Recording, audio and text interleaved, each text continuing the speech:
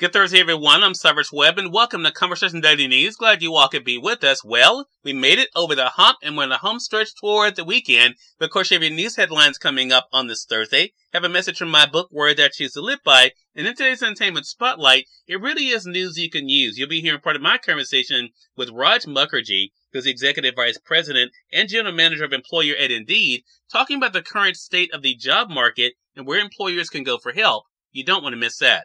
Enjoy today's broadcast. For Conversation Daily News, I'm Cyrus Webb with your Thursday headlines. In national news, Disney sues DeSantis, calling park takeover retaliation. Disney sued Florida Governor Ron DeSantis on Wednesday over the Republican takeover of his theme park district, alleging the government waged a targeted campaign of government retaliation after the company opposed a law.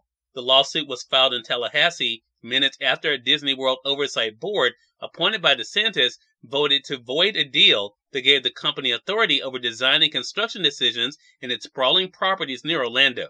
Disney regrets that it has come to this, the case said, but having exhausted efforts to seek a resolution, the company is left with no choice but to file this lawsuit to protect its cast members, guests, and local development partners from a relentless campaign to weaponize government power against Disney in retaliation for expressing a political viewpoint unpopular with certain state officials.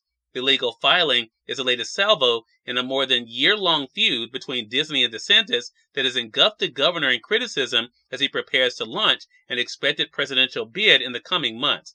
DeSantis, who has framed himself as a Republican firebrand, able to deftly implement his conservative agenda without drama, has dived headlong into the fray with the beloved company and major tourism driver as business leaders and White House rivals bash his stance as a rejection of the small government tenets of conservatism. In more national news, Elizabeth Holmes delays going to prison with another appeal.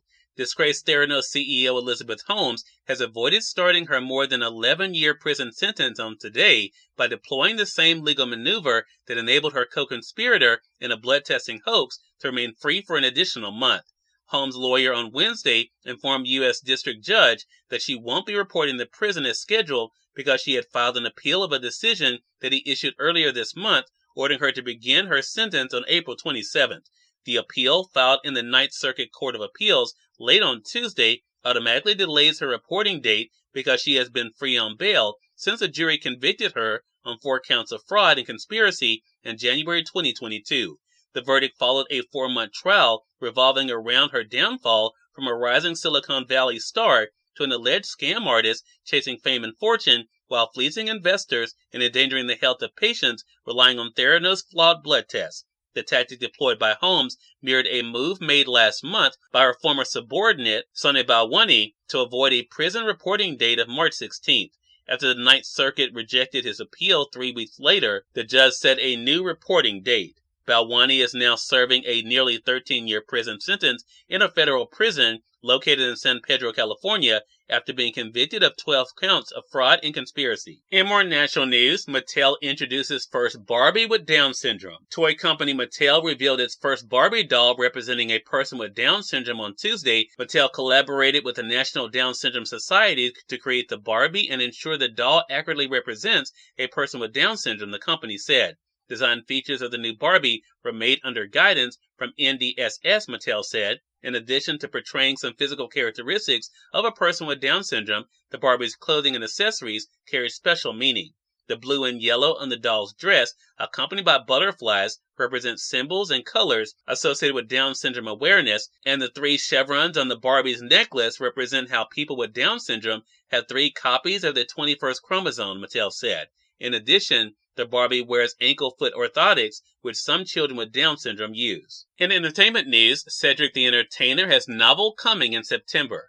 Call him Cedric the Novelist. Amistad, an imprint of HarperCollins Publishers, announced on Wednesday that it will publish a novel in September by Cedric the Entertainer called Flipping Boxcars, billed as a Valentine to the 1940s crime fiction, and is scheduled for September the 12th release. Flipping Boxcars is an homage to my grandfather, who I never met, but I've been told I am a lot alike. Cedric the Entertainer, who stars in the CBS TV comedy The Neighborhood and has appeared in dozens of films and TV shows, said in the statement. This is an intriguing novel filled with surprises, thrills, triumphs, and the heartaches of a family connected through time and circumstances. And finally, in business news, First Republic falls more tech rallies. Wall Street fell again on Wednesday, though a rally for Microsoft and some other big tech stocks helped to limit the losses. The S&P 500 dropped 16 points, or 0.4%, to 4,056. The Dow Jones Industrial Average fell 229 points, or 0.7%, to 33,302, but the Nasdaq Composite led the market with a gain of 55 points, or 0.5%, to 11,854. Cyrus Webb, Conversations Daily News. It's now time for a message from my book, Words I Choose to Live By. Enjoy. Good Thursday, everyone. I'm Cyrus Webb, and welcome to Words I Choose to Live By. You are more than where you live, what you look like, and who you know. The most important thing about you is who you are and what gift you are meant to bring to the world. Do not shortchange yourself by focusing on the superficial. The best of you comes from the inside out. Let it shine, let it shine, let it shine. Have an amazing Thursday. Raj Mukherjee is featured in today's Entertainment Spotlight right here on Conversation Daily News. For Conversation Daily News, I'm Cyrus Webb with Entertainment Spotlight. Raj Mukherjee joined me on Conversations Live, the radio show, to talk about the current state of the job market and how Indeed is helping employers to be able to find employees that fit them. Here's a bit of our conversation. Raj, really appreciate the time today. Thanks again for stopping by. Cyrus, thank you for inviting me. Really appreciate it. Hey, look, I love the commercials for Indeed because they are so practical. And as I mentioned here in my home state, and I'm sure in a lot of places around the country, definitely employers are looking for the right employees.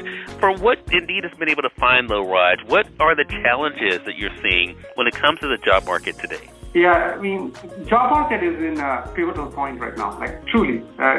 We are seeing some slowdown in certain sectors. Certainly there are layoffs in certain sectors, like in technology there has been a lot of layoffs. But also on the other hand, you're noticing there are many sectors where it's really tight.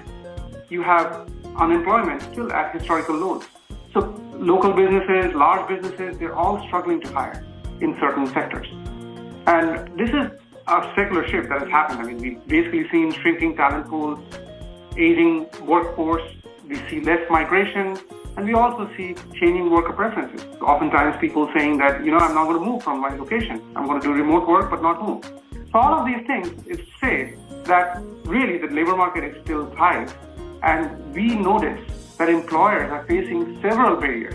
The time it takes to hire, poor quality of candidates, oftentimes not matching what they need, competition from other companies in their sector, not enough applications, and lack of people resources to manage the hiring process. And this last one, lo and behold, due to the layoffs, oftentimes the TA and the HR department has been impacted. And so you have fewer people who have to do more. And in a local business's case, it's the business owner who has to do more to hire. Cyrus Webb, Conversations Daily News. We thank you all for tuning in to this edition of Conversations Daily News. But back on tomorrow to wrap up this week. Until then, I'm your host Cyrus Webb saying, as always, enjoy your day, enjoy your life, enjoy your world. Thank you all for choosing Conversations Daily News today. Let's go make today amazing. Take care.